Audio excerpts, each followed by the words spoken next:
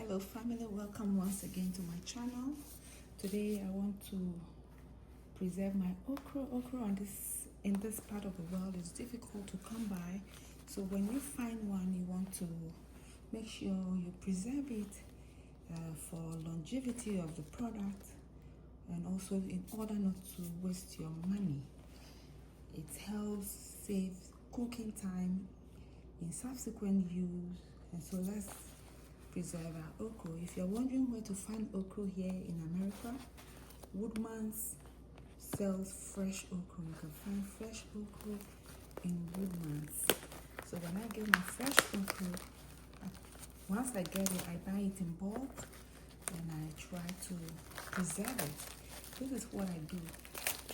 I always take off the end and the tail and cut these okra into the shapes that I will cook them in eventually. And then I'll show you in a minute what I do with it. A good okra should be able to, the tail of a good okra should be able to break cleanly. Let's put it to the test. This is a good okra. Let me do another one. Well, when I come across a bad one, I will let you know.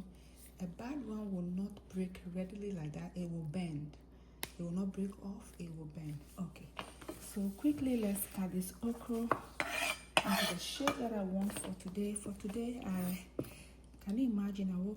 I'm here doing this at maybe around 1 a.m. there about, because I bought this at Wegmans when I was shopping for 4th of July, and so I forgot to preserve. Not that I forgot, but I was too busy, so I could not preserve it. And the whole of today, Saturday, I've been sleeping because I was so tired. I just woke up and realized my okra is still on the counter, so I'm trying to cut it and preserve it.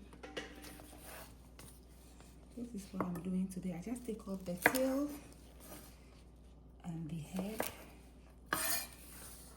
and then I put a little incision in the middle, because this okra I'm going to be using in making soup, like light soup. I drop a few in the soup, so no need to cut it into little pieces unless I want to do okra soup. If I wanted to do okra soup, I would have cut it into little pieces. These days I use the blender to help me, the food processor, in making that happen. It does the job in no time. But right now I'm just cutting the tail off and the head off, and I lump up a bunch of these okra so the work is easy for me. You don't have to do it individually. Do what I'm doing, and you're good to go. After this, we will wash them.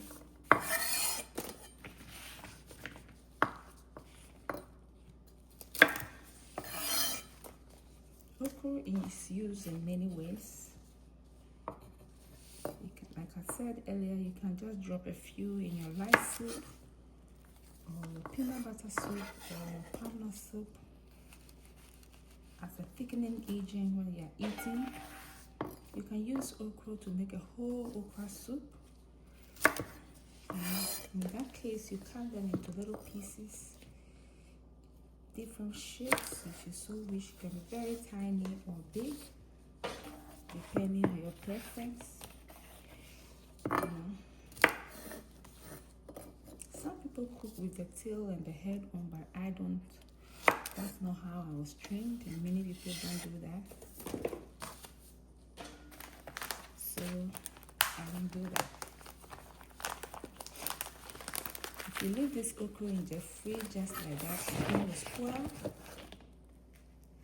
and you would be losing your money. So it's important to preserve this in a good way. Let's see whether this will pass the test for failure. Let's see. Okay, it's pretty good. It's just yellowish. Yeah, but I don't like it. I don't like that it looks yellow. Alright.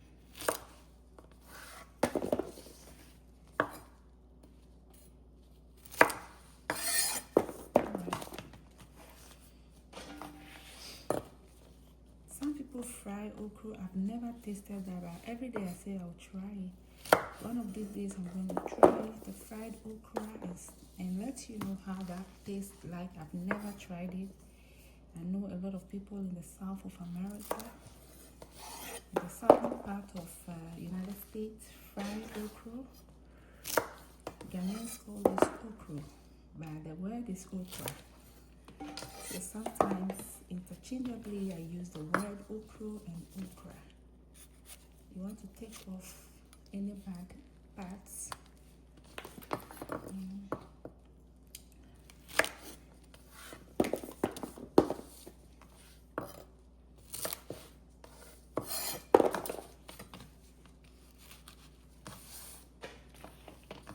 You don't need to make that incision if you are going to further cut this into pieces or using the blender or using your hand. You can chop your okra using your fingers. I'll show you if I'm able to. But these days, the food processor does the job perfectly. So it makes dealing with okra a whole lot easier. It's amazing. If you invest in the right gadget in your kitchen, life is so easy, and cooking time is slashed by half. Yeah.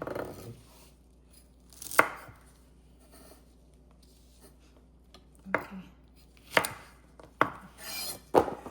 Once I'm done with this, we're going to wash it. Give me a minute.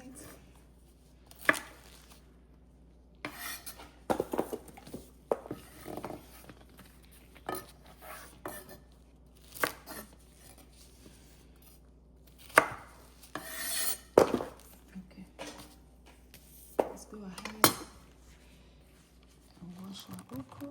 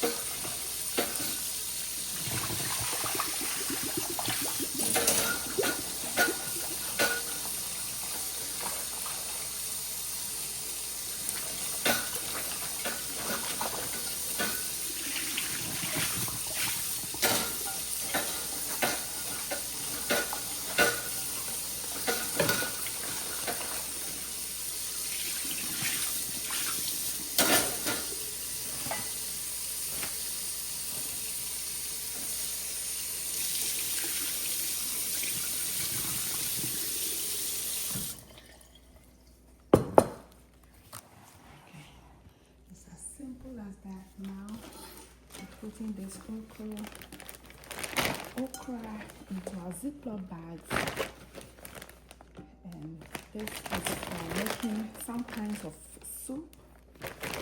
The way I'm preserving this okra is the same way you would preserve any tuber, for instance plantains or yam, coco yam, all of that. This is just how you preserve it. You cut them into the shape that you want, and then you put them in a Ziploc and straight into the freezer it goes. Once it's in the freezer, it's as good for as many months as you can bear. Okay, so this is for some kind dropping in our soup. If I were to be using this for other kind of maybe okra soup, I probably will have to shape this up in many forms. You could do this, just cut it into little circles, just like that. Or you divide the okra into pieces.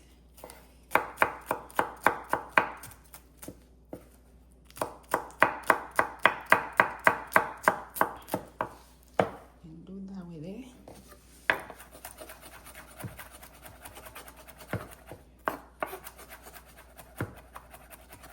And chopping it into very fine portions. Again, you can just divide it into about 3 pieces. Yeah. This one for soup, just give it an incision. So let me show you.